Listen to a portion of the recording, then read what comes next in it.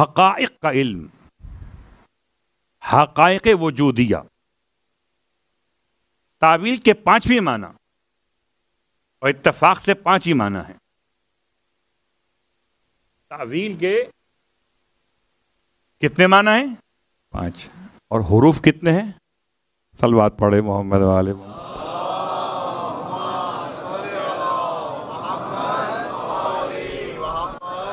اور تعویل کے 5ویں معنی ہے حقائق غیبیہ. پھر کبھی اس موضوع کو اٹھائیں گے تو پھر اس پر تفصیل سے بات کریں گے، ورنہ علم اور حلم کا عنوان رہ جائے گا ہمارا. بس یہ بات سمیٹتے ہوئے کہ لفظ تعویل کو استعمال کیا اس جس سے خدا نے علم عطا کیا تھا. اس سے خدا علم عطا کرتا ہے، نبی اس کے پاس جا رہے ہیں اور وہ امام کے پاس آ رہا ہے. اللہ اکبر. ایک امام کے پاس نہیں آئے، ہر امام کے پاس آئے ہیں. اللہ اللہ. ورنہ مسجد کوفہ میں حضرت خضر کا مقام نہ ہوتا، مسجد سہلا میں حضرت خضر کا عنوان نہ ہوتا. جہاں جہاں آل محمد ہیں وہاں وہاں انبیاء ہیں. تو یہ سلسلہ امام کی بارگاہ مقدس سے. اور پھر امام جعفر صادق علیہ السلام کی شخصیت،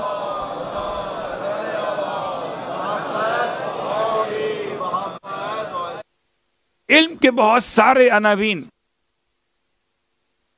کس جملے کو آپ کی خدمت میں بیان کروں اور کس کو بیان نہ کروں؟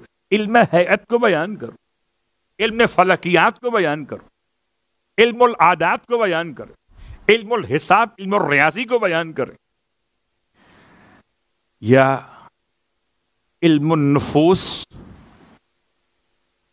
یا علم طب، علم ابدان کو بیان کریں. کیا بیان کریں اور کیا بیان نہ کریں؟ امام کی بارگاہ سے اتنا زیادہ علم عطا کیا گیا کہ ہر ایک پہلو پر ہم غور کرتے چلے جائیں. ارے جو انسان کے اعضاء و جوارے کے حوالے سے آنکھوں کا انداز بتائیں، اس کی وجہ بتائیں، پیشانی پر بالوں کے نہ ہونے کا سبب بتائیں، قوت شامہ کے سوراخوں کے نیچے کی جانب ہونے کی وجہ کو بیان کریں. ہونٹ کیوں دیے، کانوں میں پانی کا ذائقہ کیوں تبدیل کیا، ان سے بچپن میں سوال کیا گیا تھا. سوال کرنے والا 5ویں امام کی موجودگی میں سوال کرتا ہے 6ٹھے امام سے. 6ٹھے امام ابھی ظاہر دنیا کے لحاظ سے ابھی کم سن ہیں، غالباً 5 یا 7 سال کے تھے. آپ سے پوچھا گیا کہ مولا یہ بتائیے، یہ انسان کی ہنسی انسان کے جسم میں کس حصے سے متعلق ہوتی ہے؟ ہنستے سب ہیں، کس کو پتا ہے کہ چہرے سے ہنستے ہیں، دانتوں سے ہنستے ہیں کہ ہونٹوں سے ہنستے ہیں؟ ہنسی کا تعلق، سوال ایک تھا، امام نے جواب ایک نہیں دیا. ارشاد فرمایا عقل کا تعلق قلب سے ہے، تنفس کا تعلق پھیپڑے سے ہے، آنسو کا تعلق جگر سے ہے، ہنسنے کا تعلق تلی سے. صلوات پڑھے محمد والے محمد.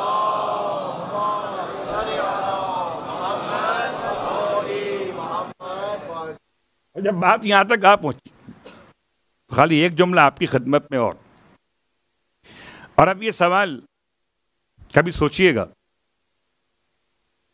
کہ امام کی خدمت میں پوچھا گیا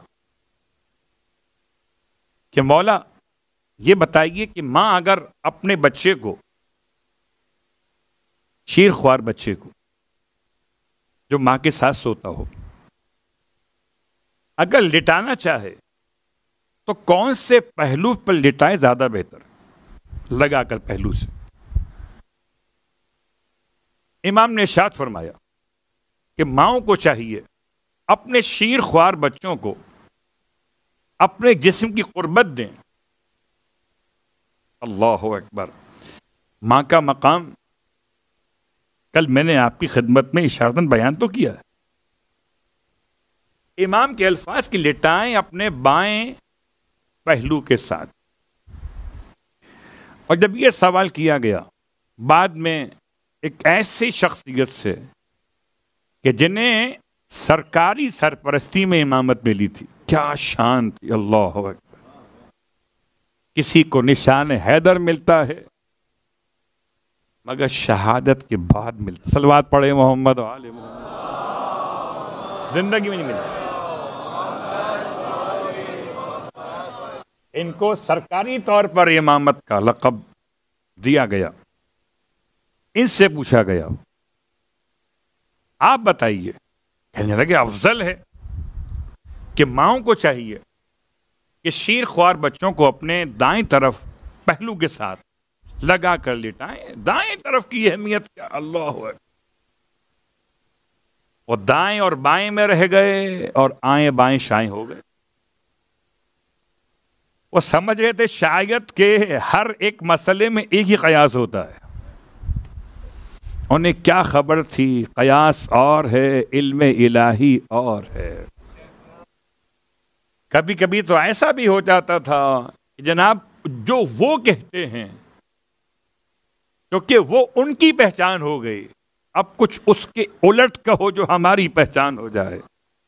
تو اب یہ پتا چلا کہ شروع سے مزاج بنا ہے جو حق کہے اس کے خلاف چلو تاکہ اپنی پہچان الگ ہو جائے. تو اپنی پہچان الگ کرنے میں ایسا گئے کہ حق سے ہی چلے گئے. اور اب اس مسئلے کو دنیا کیا سمجھتی، لیکن بہرحال ریسرچ کرنے والے اداروں نے جب اس پر ریسرچ کیا اور کہتے ہیں کہ 70 ماؤں کا انتخاب کیا الگ الگ عنوانات سے، کہ پہلے 70 ماؤں کا انتخاب کیا کہ وہ اپنے بچوں کو لٹائیں سیدھے پہلو کے ساتھ، اور پھر رزلٹ دیکھا گیا کہ آیا ان کے بچے رات میں ماں کے اس پہلو کے ساتھ کتنا مطمئن سوئے. اور اس کے بعد سیکنڈ ٹائم پر پھر یہ سرچ کیا گیا، ریسرچ کی گئی کہ وہ باقی 70 ماؤں کا انتخاب کرے اور پھر لٹا گیا ان کو بچوں کو ان کے بائیں پہلو کے ساتھ. سامنے نتیجہ آ گیا، نہ اس میں شیعت کا تعلق تھا نہ تعلق سنیت کا تھا، اس میں تو تعلق تحقیق کا تھا. تحقیق کا اپنا انداز الگ ہے، یہ مذہب سے مربوط نہیں ہے. رزلٹ یہ بنا کہ جو بچے لٹائے گئے ماں کے دائیں پہلو کے ساتھ وہ رات بھر بے چین رہے، جو لٹائے گئے ماں کے بائیں پہلو کے ساتھ وہ رات بھر اطمینان کی نیند سوتے رہے. پتا چلا اگر دنیا میں چین کی نیند سونا ہو تو جعفری ہو جاؤ.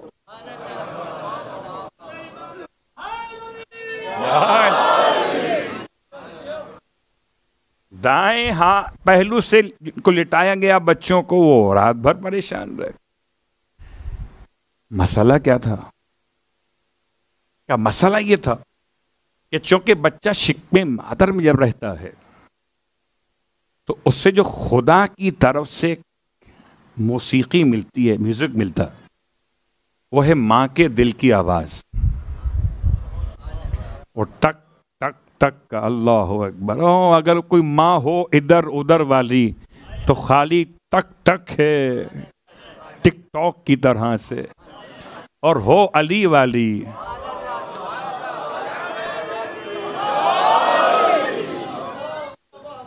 تو اس کی دھڑکن میں علی ہے. یا علی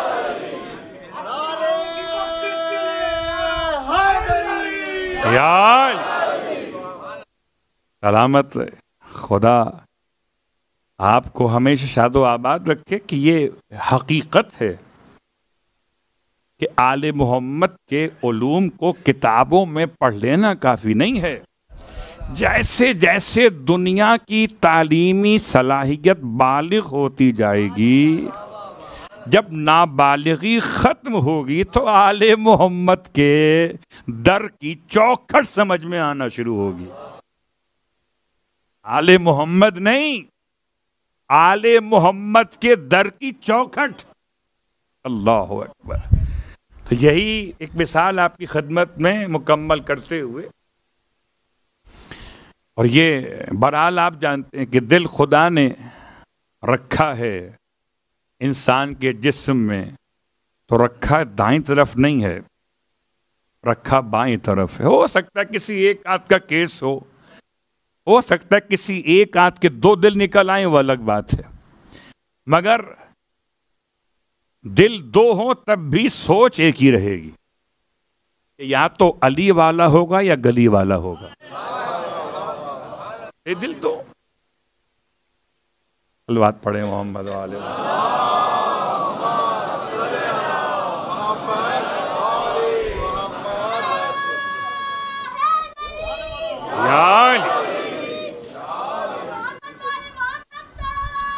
اللہم صلی اللہ علیہ وسلم. علم معصوم کی بے انتہا مثالیں چھٹے امام کی بارگاہ سے. اور چونکہ کل آپ کی خدمت میں ایک دعا پانچویں امام کی پہنچا کر گیا تھا، تو اگر اجازت ہو تو ایک اور دعا پہنچا دوں، اس لیے کہ میں پھر کہتا ہوں کہ خدمت میں کہ دوا اپنے مقام پر رکھیے گا تاکہ ڈاکٹرز کا روزگار ختم نہ ہو جائے، اور شفا اپنے مقام پر رکھیے گا. روایت پڑھ رہا ہوں آپ کی خدمت میں، اور سب سے خطرناک تکلیف، اس میں چین نہیں پڑتا. میں نے کل ایک اشارہ کیا تھا کہ سب سے خطرناک انسان کی پرابلم، بیماری، جس میں اس کا مذاق اڑایا جاتا ہے. تو کل میں نے سورہ الحشر کی آیت نمبر 21 سے آیت نمبر 24 تک، کسی نے مجھ سے بعد میں پوچھا نہیں، میں خود بتا دیتا ہوں کہ کتنی بار پڑھنی چاہیے. تو چونکہ روایت میں تعداد نہیں ہے، اس کا مطلب ہے لا تعداد.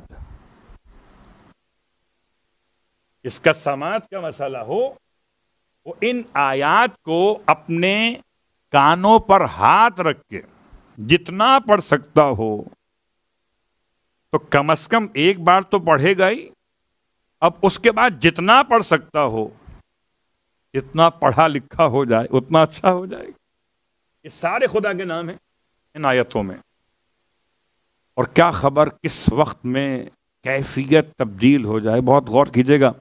کبھی کبھی تکرار انسان کے لیے شاید تبدیلی مزاج کا باعث ہو جاتی ہے. کبھی دعا پڑھی روئے بغیر، کبھی دعا پڑھی سمجھے بغیر، کبھی دعا پڑھی روتے ہوئے، کبھی دعا پڑھی گڑ گڑاتے ہوئے. تو ساری دعاؤں کے اثر برابر تو نہیں ہوں گے. کبھی دل دکھا ہوا ہو، کبھی چوٹ لگی ہوئی ہو، تو انداز دعا کا بدل جاتا ہے. کیونکہ معصوم کی بارگاہ سے فگر نہیں آئی تھی، اس لیے میں نے روایت کے لحاظ سے فگر بیان نہیں کی تھی. اب اگلا مسئلہ امام کی بارگاہ مقدس سے، اور وہ کہ اگر انسان کے دانت میں درد ہو تو اسے کیا پڑھنا چاہیے. میں اس کی پریکٹس پہلے کرتا ہوں، پھر آپ کی خدمت میں عرض کرتا ہوں. اور پہلے خدا سے اپنے لیے خیرات طلب کرتا ہوں، پھر آپ کی خدمت میں برکات پیش کرتا ہوں. تو میں نے سوچا کہ جو مولا نے فرمایا یہ پڑھیں گے کیسے. کیا پتا ہے مولا نے فرمایا جب دانت میں درد ہو اور رات کے کسی پہر میں اٹھ جائے، ڈاکٹر صاحب تو ملیں گے آپ کو ٹائم کے اوپر، کیا کریں گے. اور ہر گھر میں تو یہ والی پین کلر ہوتی بھی نہیں ہے، کیا کریں گے. تو امام نے ارشاد فرمایا سورہ الحمد، فاتحہ پڑھ دیں. دانت کی، سورہ الحمد، سورہ توحید، سورہ اخلاص، سورہ انا انزلنا، سورہ قدر، اور سورہ نمل کی آیت نمبر 88 نمبر کی آیت، ترل جبال کا پہلا لفظ ترل جبال جامدہ، آیت نمبر 88 سورہ نمل کی۔ یہ 4 چیزوں کی تلاوت ہے، 3 سورے ہیں اور 1 آیت ہے، اور اس میں بھی مولا نے فگر بیان نہیں کی۔ اس کا مطلب ہے کہ اس کو کم از کم 1 بار تو پڑھنا ہی پڑھنا ہے، مگر امام فرماتے ہیں کہ اس کو درد کے مقام پر ہاتھ رکھ کے پڑھو۔ اب میں جب اس دعا کو پڑھنا شروع کیا صورتوں کے ساتھ، اگر میں اپنے ٹیت کو تھام کے پڑھتا ہوں تو پڑھوں گا کیسے؟ ادائیگی یہ حروف کے لیے ہونٹوں کی آزادی شرط ہے، کیسے پڑھیں گے؟ تو پھر مجھے سمجھ میں آیا کہ مولا کا اشارہ مقام درد میں باہر کی طرف سے ہے، ورنہ اگر الحمد پڑھیں اور غلط ہو جائے تو پتہ چلا درد کی جگہ بے درد نہ ہو جائے، کہاں نکل جائے گا؟ لہذا تلاوت کے لیے سب سے بہتر طریقہ یہ کہ جس مقام کے درد ہونا باہر سے ہاتھ کو رکھ کر ان 4 کی تلاوت کریں، الحمد اور اخلاص اور قدر و سورہ نمل آیت نمبر 88، اور پھر واسطہ دیں امام جعفر صادق علیہ الصلوۃ والسلام۔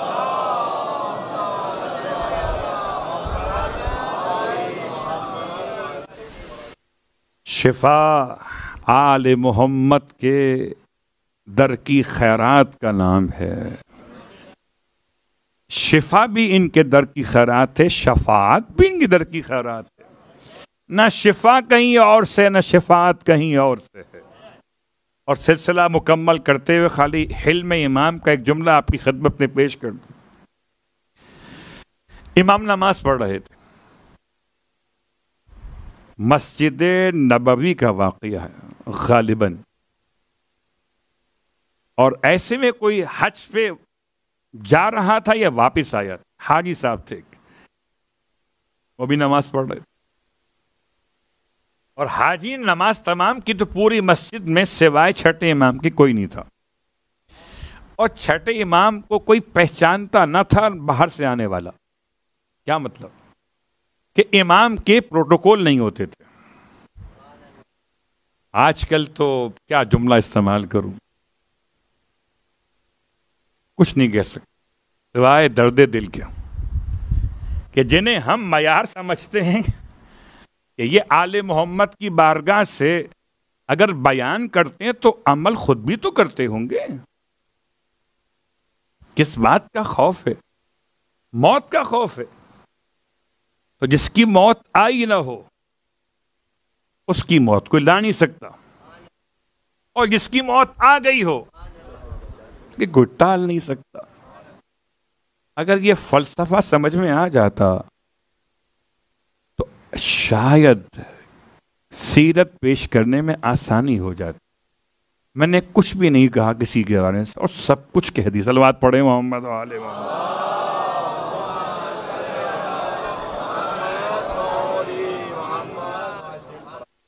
اب یہ واقعہ مدینہ منورہ کی مسجد کا، یعنی چھٹے امام کا دور مقدس، امام اپنے زمانے کے حجت خدا۔ آپ سوچتے، ہم سوچتے کہ مولا کے چہرے کا نور سب اپنے مقام پر، لیکن پہچان ہر ایک کو نہیں ہوتی تھی۔ نماز پڑھ کے فارغ ہوئی ہے حاجی صاحب جہاں، اور اب انہوں نے سامان دیکھا تو دیکھا 1000 دینار کی ایک پاکٹ، ایک پاؤچ، اس میں 1000 دینار تھے، 1000، وہ غائب ہے، مس۔